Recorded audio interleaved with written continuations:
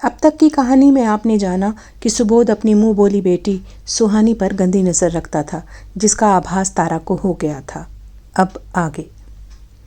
Suhani, my little angel, तुम्हें नहीं लगता तुम्हारी मम्मी हमारी दोस्ती से चिढ़ती हैं? सुबोध सुहानी के गाल पर चुटकी काटते हुए बोला।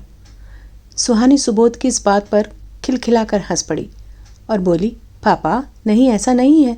मम्मी मुझे और आपको बहुत प्यार करती हैं। अरे स्वीटी, मैं तुम्हारा पक्का दोस्त हूँ ना। मैं तुम्हारी सारी बातें पूरी करता हूँ, तो तुम मुझे अपना दोस्त बुलाया करो। ये पापा पापा बड़ा ओल्ड फैशन लगता है। क्यों, सही कहा ना? पर पापा, मुझे तो आपको पापा कहना बहुत अच्छा लगता है। फिर ओहो, तुम मुझे इतनी जल्दी बूढ़ा करना चाहते हो स्वीटहार्ट? नहीं नहीं पापा, ऐसी बात नहीं है। अगर ये बात है तो मैं आपको बडी बोलूँगी। ठीक है बडी? हाँ, आप ठीक है, सुबोध ने उसके गाल को चूमते हुए कहा। सुबोध की इस हरकत से एक अनजाना सा डर तारा के मन में चल पड़ा था। सुबोध इतने एफर्ट यूं ही नहीं किया करता था। ये वो इतने सालों में अच्छी तरह से जान गई थी, क्योंकि कुछ इस तरह की चालें चलकर सुबोध ने उसका दिल भी जीता था।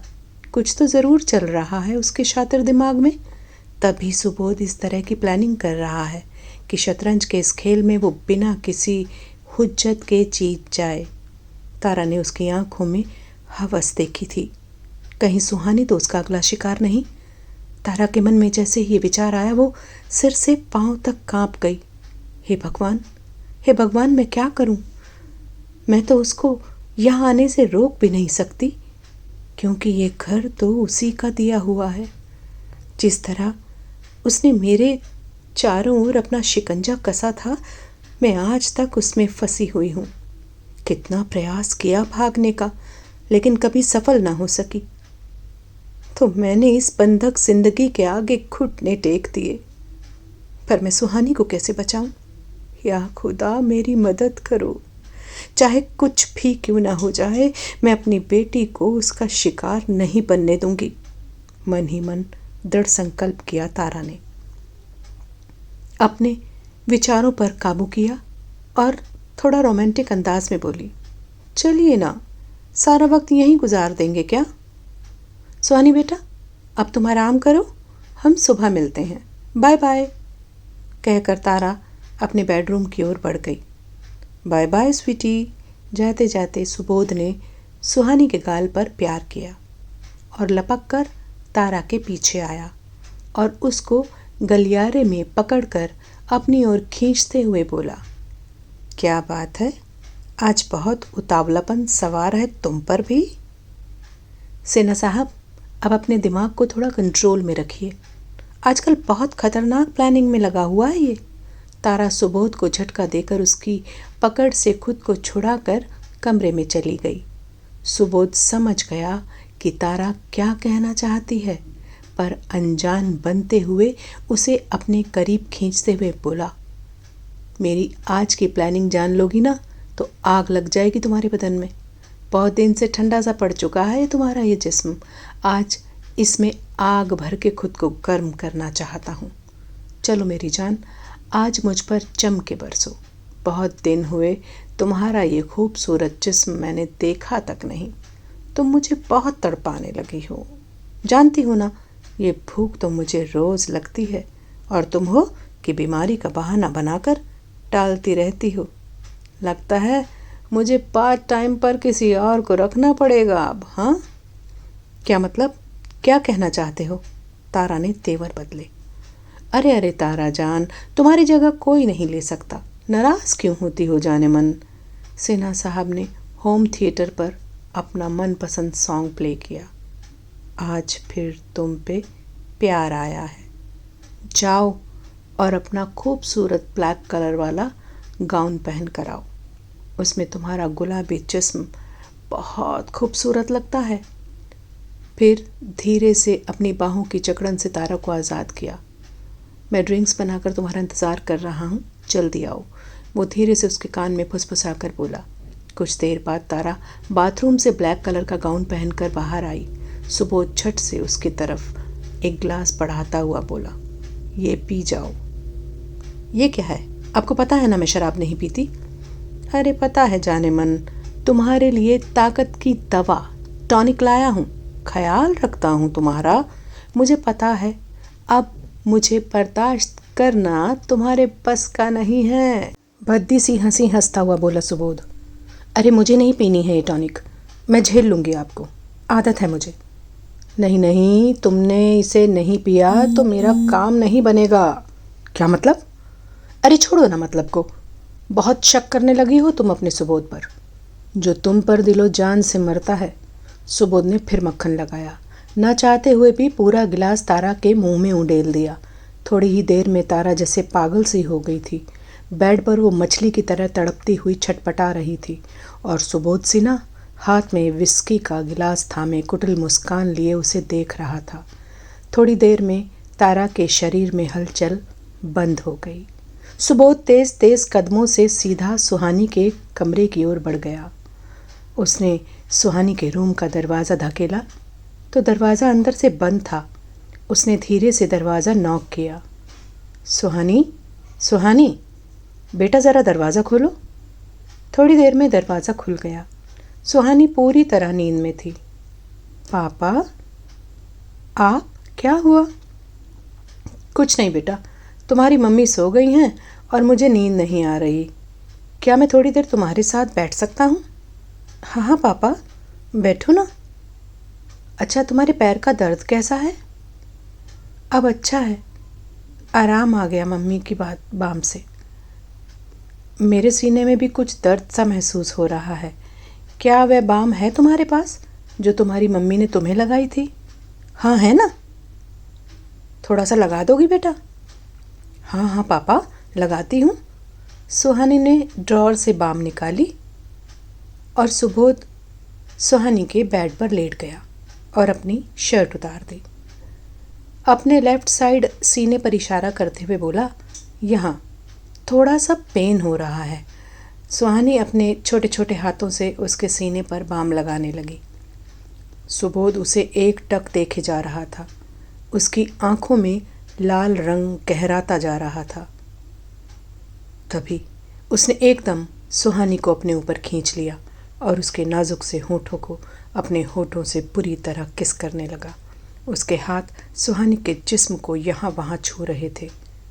सुहानी अपने पिता की इस हरकत से शॉक्ड थी कि अचानक पापा को क्या हो गया, लेकिन तारा ने उसे गुड और बैड टच के बारे में अच्छे से समझाया था। उसने पूरी ताकत लगाकर जोर से चिल्लाया, बचाओ बचाओ। पूरे घर में जैसे सन्नाटा पसरा हुआ था। किसी ने भी सुहानी की चीख नहीं सुनी। सुहानी बुरी तरह छटपटा रही थी उससे छुटकारा पाने के लिए, लेकिन उस बच्ची की उस राक्षस के आगे बिसात ही क्या थी।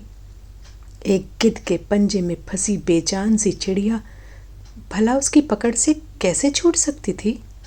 लेकिन जब जान पर बन जाती है तो नन्ही चींटी भी डंक मारकर अपने जीवित होने का एहसास ज़रूर दिलाती है। छोटे से छोटा जीव अपनी जान की बाजी लगा देता है अपनी जान बचाने के लिए। तारा ने सुहानी को बैड टच का मतलब समझाया था और बैड टच देने वाले का सामना करना और बचकर भागना भी सिखाया था।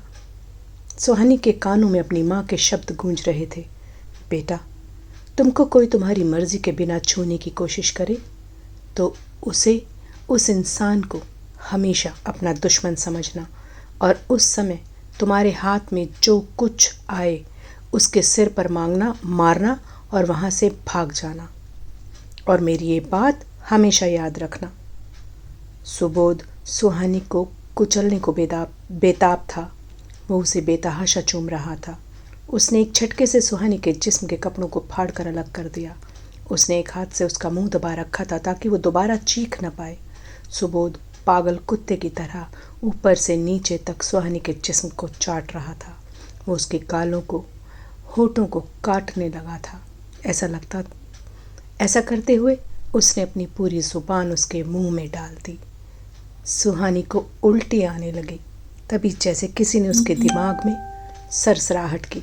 सुहानी ने बिना देर किए उसकी जुबान को पूरी तीखे दांतों से पूरी ताकत लगाकर काट डाला। सुबोध ने जोर से दहाड़ मारी और सुहानी को उठाकर फेंका। सुहानी जमीन पर जाकर गिरी। उसके पैर की मोच का दर्द जैसे अब था ही नहीं। वो दौड़ पड़ी दरवाजे की ओर। सुबोध दर्द से कर रहा था। उसके मुंह से खून की धारा बह निकली थी। उसकी जुबान कट कर उसके होठों पर लटक रही थी। कमरे में लगे हुए शीशे में जाकर उसने अपनी जुबान को देखा। उसकी जुबान आधी कट चुकी थी। इससे पहले कि सुबोध का ध्यान वापस उसकी ओर जाता, सुहानी ने भागकर दरवाज़ा खोला और बाहर निकल गई। पलटकर बाहर से दरवाज़ा भी बंद कर दिया। वो दौड़कर गलियारे में आ गई। फिर अपनी माँ के कमरे में जाकर देखा। उसकी माँ बेड पर लगभग बेहोशी की अवस्था में पड़ी थी। उसने अपनी माँ के दुपट्टे से खुद को ढांका और दौड़कर बाहर वाले सर्वेंट क्वार्टर की ओर भागी। उसके मुंह से बस एक ही शब्द निकल रहा था, बचाओ बचाओ। घर में 4 सर्वेंट थे। उसने सबके दरवाजे खटखटा डाले। 1 मिनट में चारों नौकर इकट्ठा हो गए। अपने मालिक की बच्ची को यूं बदहवास अवस्था में देखकर उनके होश उड़ गए। सुहानी अपनी नौकरानी बसंती के गले लगकर रो पड़ी। बसंती दौड़ के अपने कमरे में आई और अपने बेटे की एक टी-शर्ट लाकर सुहानी को पहना दी। उसे पानी पिलाया। सुहानी ने बसंती को सारी बातें बताईं। सारी बात सुनने के बाद सबके चेहरे पर सिन्हा साहब का खौफ और ज़्यादा बढ़ गया, लेकिन सबने मिलकर सुहानी को छिपा लेना बेहतर समझा। उससे ज़्यादा वो गरीब लोग और कुछ कर भी तो नहीं सकते थे। बसंती ने सुहानी को ले जाकर अपने कमरे में छिपा दिया और लाइट बंद करके सब लोग चुपचाप अपने अपने कमरे में चले गए, ताकि सिन्हा साहब को पता ना लगे कि सुहानी उनके साथ है। उधर सुबोध सिन्हा कमरे का दरवाज़ा लगातार ठोक रहा था। लगातार हो रही तेज तेज ठक ठक से तारा को होश आया। मेरी बच्ची। तारा बुदबुदाई और तेजी से उस ओर भागी जिधर सुहानी का कमरा था। उसके समझ में कुछ नहीं आ रहा था। उसका दिमाग तेजी से काम करने की कोशिश कर रहा था। सारा मामला समझते उसे देर नहीं लगी। वो वापस अपने कमरे में आई, अलमारी से रिवॉल्वर निकाली और दृढ़ता भरे कदमों से सुहानी के कमरे की ओर चल दी। अंदर से तेज आवाज़ आ रही थी और बाहर से कुंडी लगी थी। सुहानी, सुहानी क्या हुआ मेरी बच्ची? तारा ने घबरा कर दरवाज़ा खोला तो सामने सुबोध को पाया।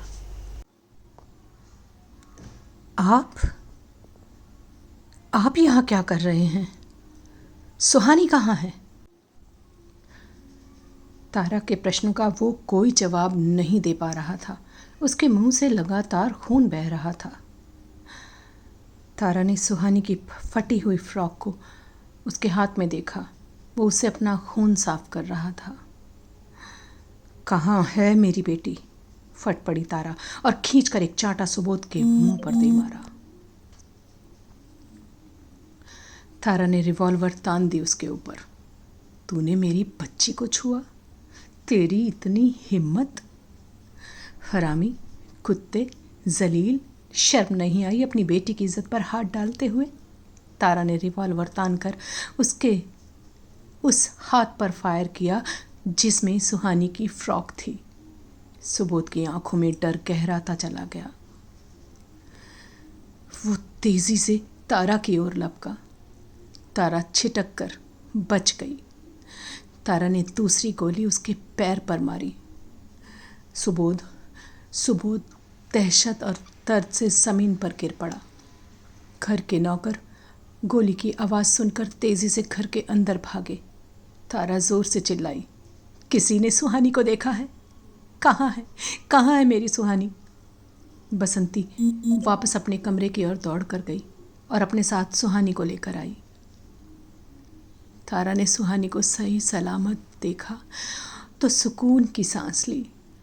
सुहानी अपनी माँ से लिपट गई। हरामी, तूने मेरी बच्ची को छूने की कोशिश की। आज के बाद तू किसी को भी छू नहीं पाएगा। यह कहकर तारा ने उसके दूसरे हाथ में भी गोली दाग दी। सुबोध ज़मीन पर पड़ा पड़ा तड़प रहा था। सुबोध सिन्हा, मैं चाहती तो तुझे जान से भी मार सकती थी, लेकिन मैंने तुझे जान से नहीं मारा क्योंकि ये दंड तेरे कुकर्म के लिए बहुत कम होगा। तू इतनी आसानी से नहीं मर सकता। अभी तो तुझे अपने कर्मों की सज़ा भुगतनी है। दांत पीसते हुए बोली तारा। तारा ने पुलिस को कॉल किया और आधे घंटे में पुलिस वहां पहुंच गई। सुहानी और तारा को मेडिकल जांच के लिए भेज दिया गया और एम्बुलेंस सुबोध सिन्हा को पुलिस की कस्टडी में हॉस्पिटल लेकर पहुंच गई। दोस्तों, ये पार्ट आपको कैसा लगा? अच्छा लगा तो लाइक और शेयर ज़रूर कीजिए। इस कहानी और चैनल के साथ बने रहने के लिए रोज़ नानी की कहानी चैनल को अभी सब्सक्राइब कीजिए। धन्यवाद।